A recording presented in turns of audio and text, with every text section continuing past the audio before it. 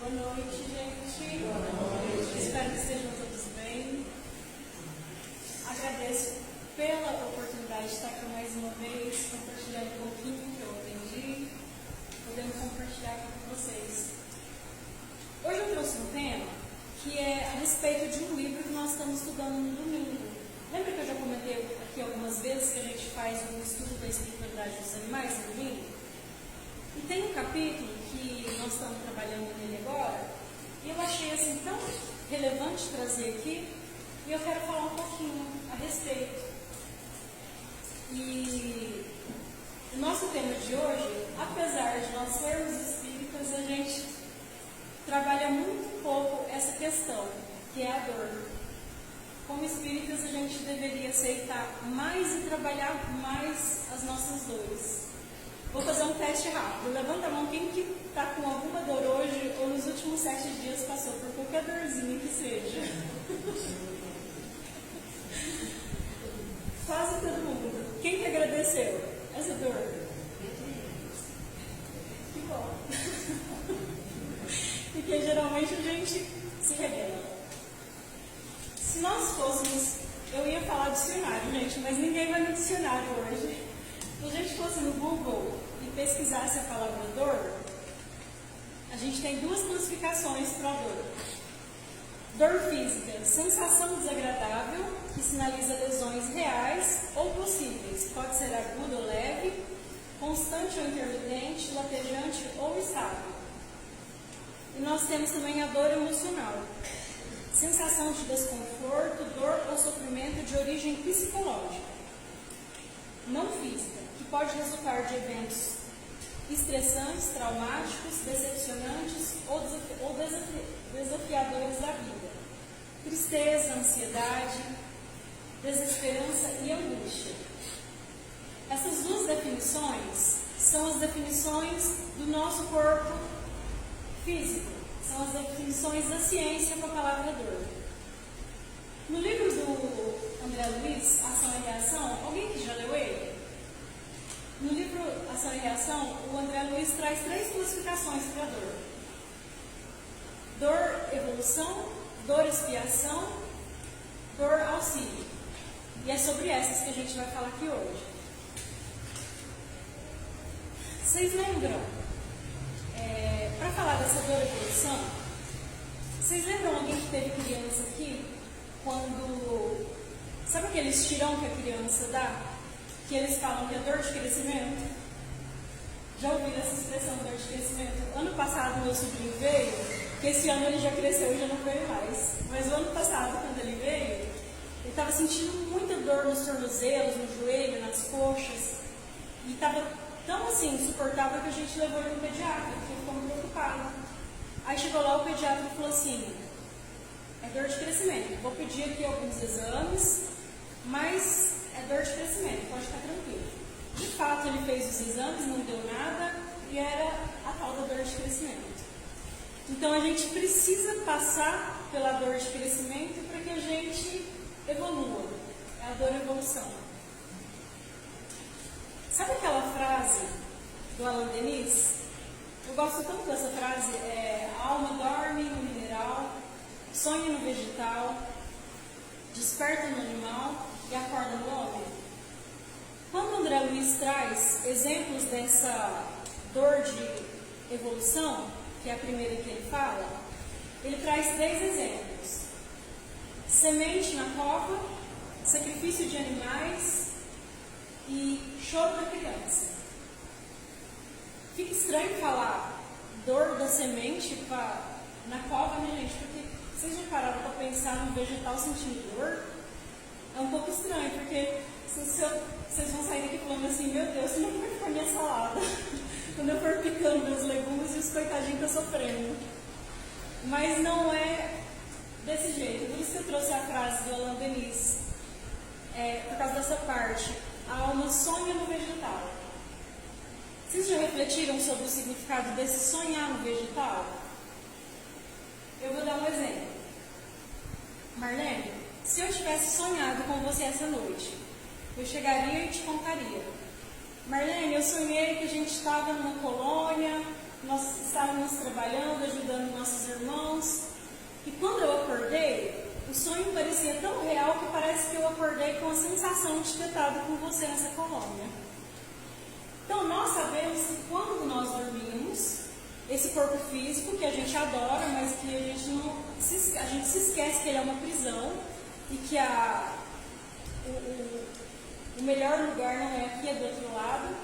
Então, quando a gente dorme, a gente se desdobra e vai ao encontro do que a gente necessita. Não é assim? Então, nós buscamos o que nós necessitamos, seja para conhecimento, para ajuda, seja para o que for. O nosso sonho, na verdade, ele é o nosso desdobramento e ele acontece realmente, mas ele acontece espiritualmente. Eu posso falar que eu encontrei a Marlene fisicamente? Eu não posso falar, porque eu não encontrei a Marlene fisicamente. Eu só encontrei ela em espírito. Mas o que eu trouxe do sonho? A sensação de ter estado com a Marlene. Então, é sobre isso que o Alain Denis fala nessa questão de que a alma sonha no vegetal. Lembra quando eu trouxe aqui aquela palestra do Pequeno Príncipe? E tinha aquele encontro do Pequeno Príncipe com a raposa? E a raposa queria muito que o Pequeno Príncipe cativasse ela. Aí ele fala assim para ela. A raposa fala para o Pequeno Príncipe: vês ao longe o campo de trigo? Eu não como pão. O trigo para mim é inútil. Os campos de trigo não me lembram coisa alguma. Isso é triste. Mas tu tens cabelo cor de ouro. Então será maravilhoso quando me cativares. O trigo que é dourado fará lembrar-me de ti. E eu amarei o barulho do vento nas folhas do trigo. Eu trouxe essa frase para vocês nunca mais esquecerem o significado do sonhar no vegetal. E só para usar esse trechinho do final. Quando ela se refere ao vento tocando as folhas. Esse ato mecânico do vento tocar as folhas do trigo, seja em qualquer situação da natureza, qualquer situação que algo toque no vegetal, o vento nas folhas das árvores, as águas dos mares, as águas dos rios tocando nas algas, esse movimento de tocar, ele gera uma sensação naquele princípio inteligente. Eu posso falar que aquela sensação é real? Não é real fisicamente porque o vegetal, ele não tem um sistema nervoso igual ao animal. Então eu não posso falar que ele sinta realmente aquele toque. Mas ele vai gravar a sensação do toque. E essa sensação pode ser até quando eu piso na grama, quando eu corto os meus vegetais para comer, é a sensação que ele vai levar de princípio inteligente até a alma humana, quando ele chegar nesse ponto. Então, por isso que eu sempre falo da nossa responsabilidade com o meio ambiente, com tudo. Por quê? Porque o que eu vibro para esse ambiente, o que eu envio para essa natureza, é a sensação que ela vai levar na sua evolução. Então, essa sensação é o sonhar no vegetal. Por isso que quando o André Luiz traz no livro Ação e Reação, dor da semente brotando na cova, essa questão, a semente não vai sentir dor, mas ela vai ter a sensação do rachar e brotar. Para que ela está brotando? Para se transformar numa nova planta. Então é uma dor de evolução. Ela ainda não vai sentir, mas ela vai levar aquela sensação. Esse é o primeiro exemplo que ele dá. O outro exemplo que ele dá, gente, são os animais em sacrifício. Essa parte foi a parte que coube a mim no capítulo do livro que a gente estava estudando. Até a Marlene acompanhou a palestra. E é um assunto muito difícil de falar, essa questão da espiritualidade ainda dos animais. E é muito difícil falar dos animais em sacrifício. Porque muitas pessoas ainda não aceitam essa parte que os animais passam para a sua evolução e o porquê da dor que eles sentem. Então eu quero contar para vocês a mesma história que eu contei nessa palestra nesse dia. Vocês se lembram daquela música, Travessia do Araguaia? Quem aqui já ouviu? É uma música que conta um costume que tem no interior do Pantanal, que é onde as pessoas, eles levam as boiadas, eles não levam de caminhão porque ela nem tem tantas estradas, ela nem tem tantas pontes. Então, geralmente, esse manuseio dos animais é feito a pé. Eles juntam uma comitiva de boiadeiros, levam esses animais em boiada e, às vezes, passam dias levando de um lugar para o outro.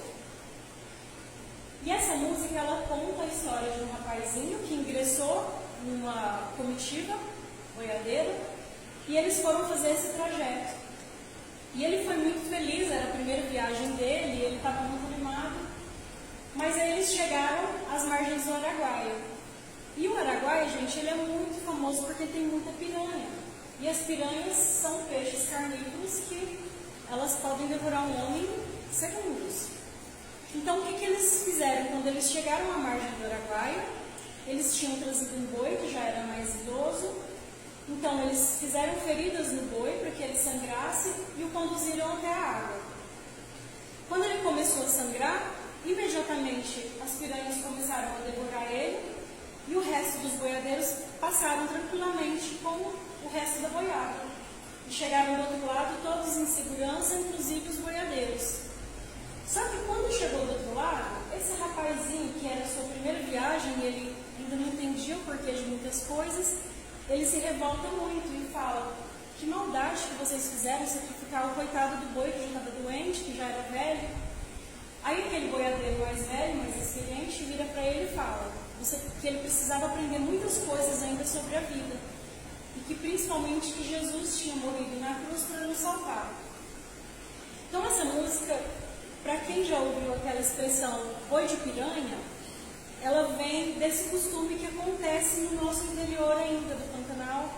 E é um costume que eu acredito que ainda exista, não sei informar certinho para vocês.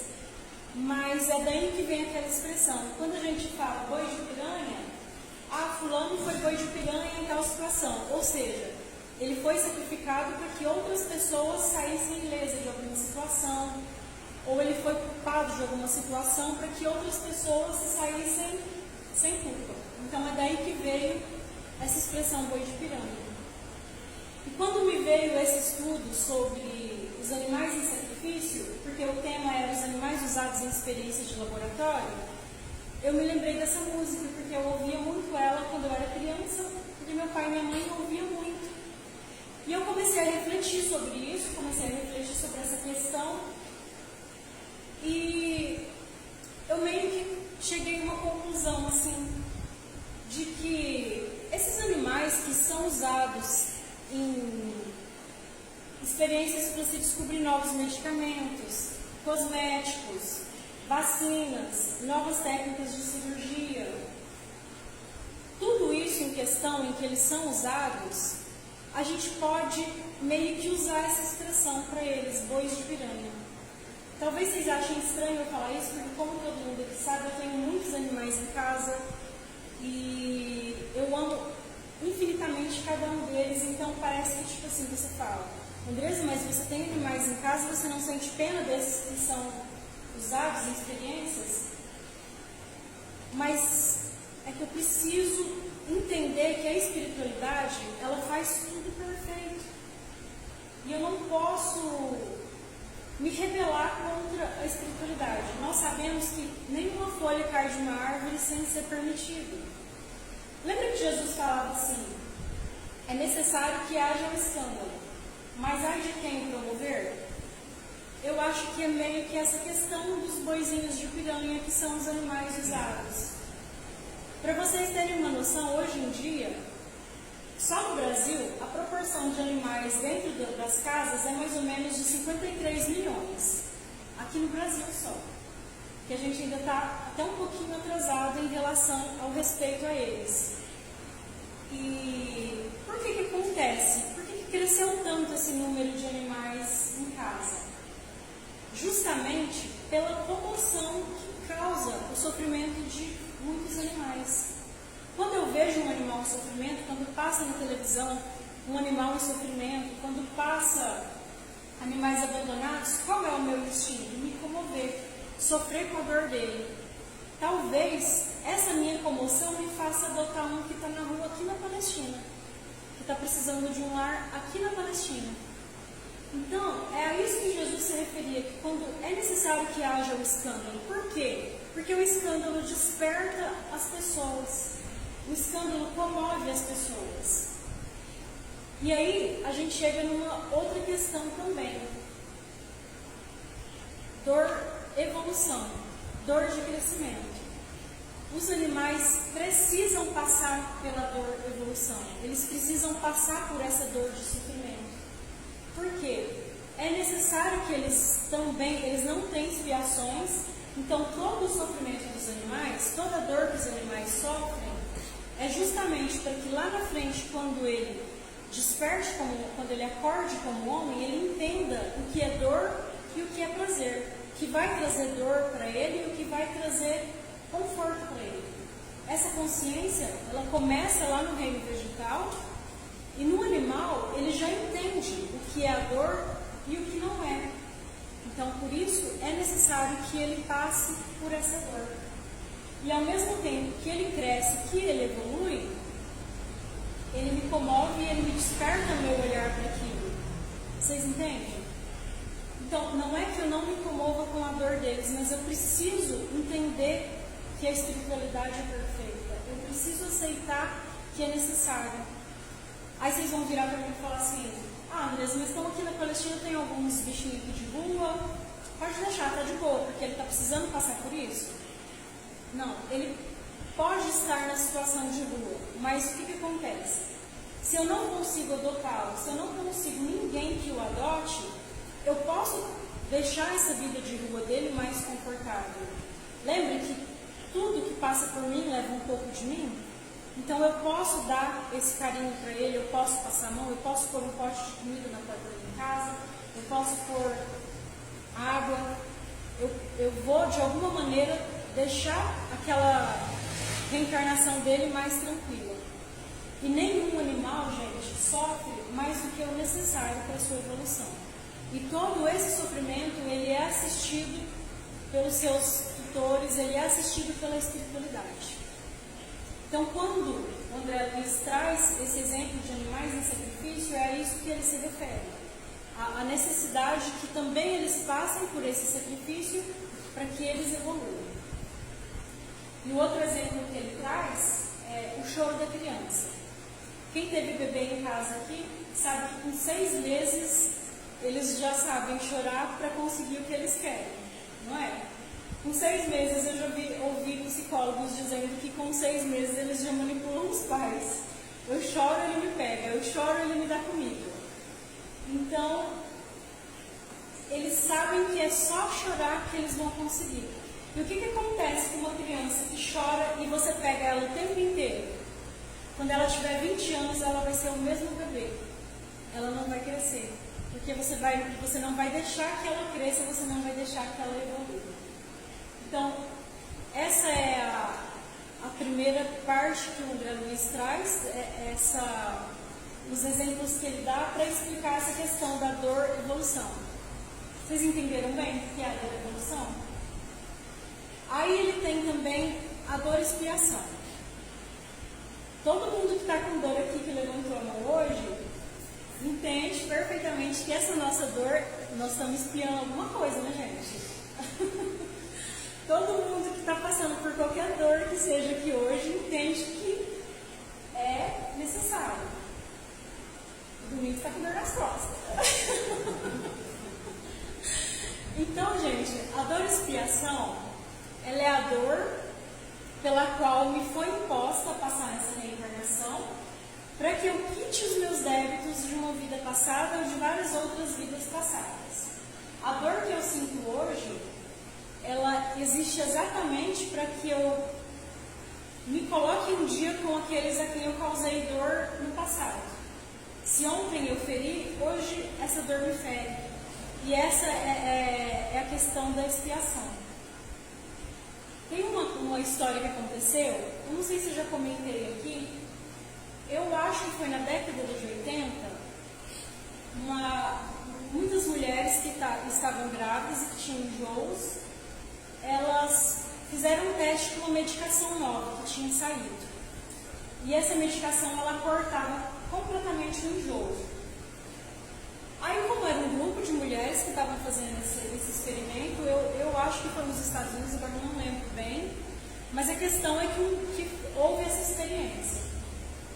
No final da gestação dessas mulheres, todos os bebês, todos nasceram sem os membros superiores. Todas as crianças nasceram sem os bracinhos.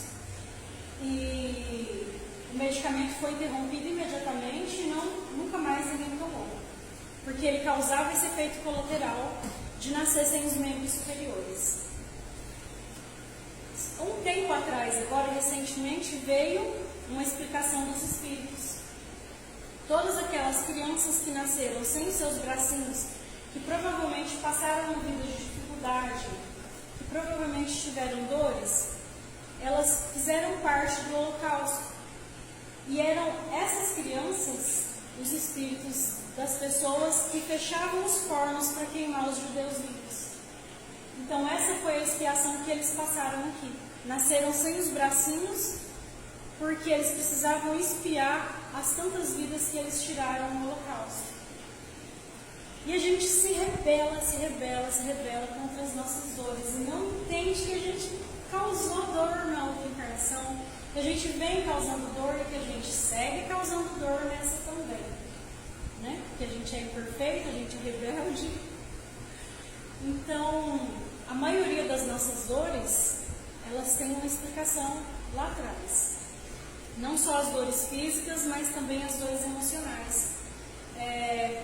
Muitas pessoas que sofrem de depressão, geralmente elas causaram um mal e agora nessa vida elas não se encontram, elas não entendem o sentido do que falta, porque elas passam pelo vazio que elas tiraram em outra vida, que elas deixaram na outra encarnação. Então, muitas dores são pela questão da expiação.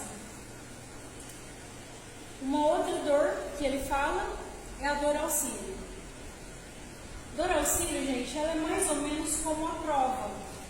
A dor auxílio geralmente é a dor que nós pedimos, não é a dor que foi imposta, mas é a dor que vai nos auxiliar nessa reencarnação. Muitas vezes a gente vê pessoas que nascem com deficiência, pessoas que passam a vida sem conseguir andar, sem conseguir se mover, sem conseguir ter independência. Então, muitas vezes, essa dor que eles passam nessa reencarnação é algo que elas mesmas pediram para que elas se melhorem em algum ponto que elas acham necessário. E elas pedem para passar por essa prova, elas pedem para passar por esse tempo de sofrimento, para que esse sofrimento que elas mesmas pediram as ajude a crescer, que as ajude a se melhorar em algum ponto. A gente tem também, na questão da dor auxílio, pessoas que passam muito tempo acamadas. Geralmente, pessoas que ficam acamadas, que sofrem dor. Minha mãe mesmo, ela acho que ela ficou mais ou menos 3 meses acamada, antes de desencarnar. Então, geralmente, pessoas que passam por isso, é uma dor que vem em auxílio, porque esse tempo que ela está sofrendo, esse tempo que ela está numa cama, que ela está enferma, que ela está passando por algo que é insuportável, ela dá tempo de refletir. Então, ela tem aquele tempo de sofrimento para refletir sobre algo que ela talvez venha se arrepender. Essa é a questão da dor auxílio. E aqui em Palestina mesmo teve um caso de uma pessoa que ela maltratava animais. E ela matava muitos animais. E dizem que ela passou um tempo no leito de morte, bastante tempo, e teve um sofrimento terrível. E durante quase todo esse tempo, quando ela acordava, ela gritava para o cachorro sair de perto dele. Ele ficava gritando, sai cachorro, porque eu acredito que aquele tempo foi usado para que ele refletisse sobre o mal que ele tinha causado. Então, é uma oportunidade muito preciosa também essa dor auxílio, porque ela nos permite que a gente arrependa mesmo antes de desencarnar. É um tempo que a espiritualidade nos dá para refletir. E deixa eu ver se eu não esqueci de nada. Então, essa é a questão da dor que a gente se rebela tanto contra Deus. Vocês já ouviram alguém falar assim: gente, eu sofro tanto, eu sinto tanta dor, porque não é possível, Deus está me castigando. Já ouviram alguém falando que Deus está castigando? Ah, mas por que comigo? Por que eu sofro tanto? Por que eu sinto tanta dor? Nossa, Deus está me castigando, eu não mereço. A gente esquece que Deus é puro amor, Deus é pura benevolência. E quando Ele nos dá a oportunidade de aprender alguma coisa ou de nos melhorar em algum ponto, o que a gente faz? A gente se rebela e ainda fala que Ele está castigando. Então, gente, Deus é infinitamente misericórdia. Deus não vai jamais nos castigar. Pelo contrário, Ele nos dá oportunidade de aprendizado. Ele nos dá oportunidade de nos melhorarmos, de refletir. E a dor, quando a gente estiver com dor aqui, não vamos reclamar, vamos agradecer. Tentar pensar: por que será que essa dor hoje? Por que será que eu estou com essa dor aqui hoje? Teve um estudo que teve nos Estados Unidos, um psicólogo que ele não era espírita, ele não tinha nenhuma ligação com religião. E ele fez esse estudo e tratou pacientes que tinham enxaqueca, pacientes que tinham dor nas costas insuportáveis. Um que tinha enxaqueca, através de uma regressão, ele descobriu que ele tinha se matado com um tiro na cabeça. Então, nessa vida, ele veio com essa enxaqueca insuportável que trazia um sofrimento infinito para ele. Para quê? Para que ele pudesse espiar sobre aquele ato que ele fez contra ele mesmo. Porque muitas vezes as nossas maldades, elas são cometidas contra nós mesmos. E lá na frente a gente vai colher, porque ou a gente vai por dor, ou a gente vai por amor. E eu não sei por que a gente tem essa tendência a querer ir pela dor, gente. É uma coisa incrível, como que a gente sempre opta pela dor. Mas, de um jeito ou de outro, a gente sempre vai aprender. Então, o que eu gostaria de deixar para vocês de reflexão? Vamos tentar ir pelo amor, gente. Vamos tentar não buscar tantas dores para a nossa vida, não deixar os débitos de hoje, que amanhã serão dores de amanhã. Vamos tentar não deixar tanta coisa para espiar, tanta coisa para aprender, tanta coisa para evoluir e para crescer. Lembra que eu falei que minha madrinha sempre falava: não deixa para amanhã o que a gente pode fazer hoje?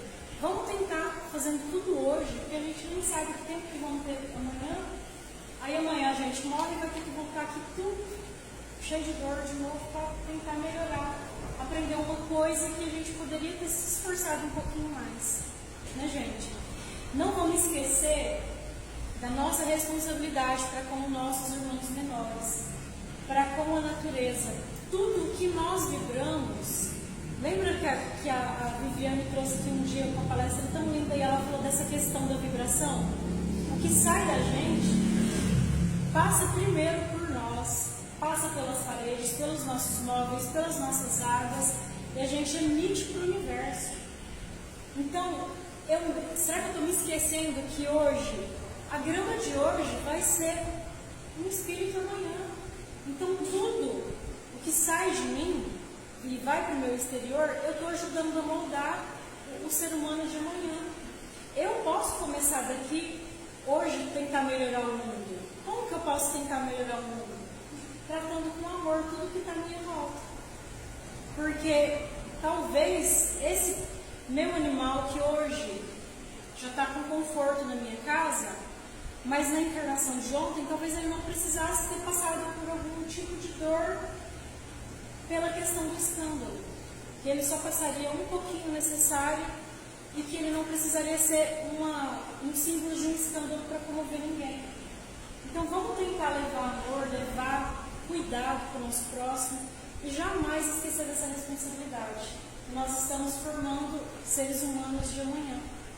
e que eles vão levar de nós. Vou lembrar de novo do Pequeno Príncipe. Lembra daquela frase? Aqueles que passam por nós nunca vão sós, deixam um pouco de si, levam um pouco de nós. Então tudo que sai de nós vai para o nosso próximo. Vamos tentar sempre deixar coisas boas, ensinar coisas boas, passar vibrações boas, porque é o que o nosso próximo vai receber. É isso, gente. Eu espero que vocês tenham gostado, que vocês saiam aqui com essas reflexões, agradeçam as dores e vamos tentar tirar o melhor delas e aprender o melhor. Obrigada, gente!